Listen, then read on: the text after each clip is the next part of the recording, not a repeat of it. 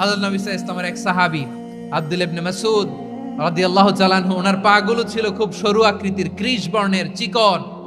উনি আরাক নামে এক গাছের উপরে উঠেছেন, ডাল ভাঙবেন, ডালা ভেঙে কি করবেন? মেসওয়াক করবেন।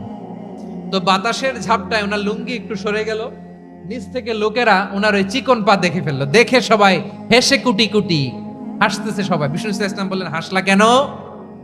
সব সাহাবারা বলে, ইবনে মাসুদের পা দেখে হাসছি। রাসূল সাল্লাল্লাহু আলাইহি ওয়াসাল্লাম বলেন, আমার আব্দুল্লাহ ইবনে মাসুদের পা দেখে তোমরা এরকম হাসলা, তার আকৃতি নিয়ে তোমরা এরকম করলা, তোমরা কি জানো? ওয়াল্লাযী নাফসি বিয়াদিহি, সেই সত্তার শপথ যার হাতে আমার আত্মা, লাহুমা আসকালু ফিল মিজানি মিন উহুদ, আমার ইবনে মাসুদের পা দুইটা যদি মিজানের পাল্লায় কিয়ামতের দিন উঠিয়ে দেওয়া হয়, উহুদ পাহাড়ের চেয়েও বেশি ভারী হয়ে যাবে। খবরদার কারো আকৃতি নিয়ে ব্যঙ্গ করো না, কারণ আকৃতি সে নিজেরা বানায় নাই, এই আকৃতি দিয়েছে কে?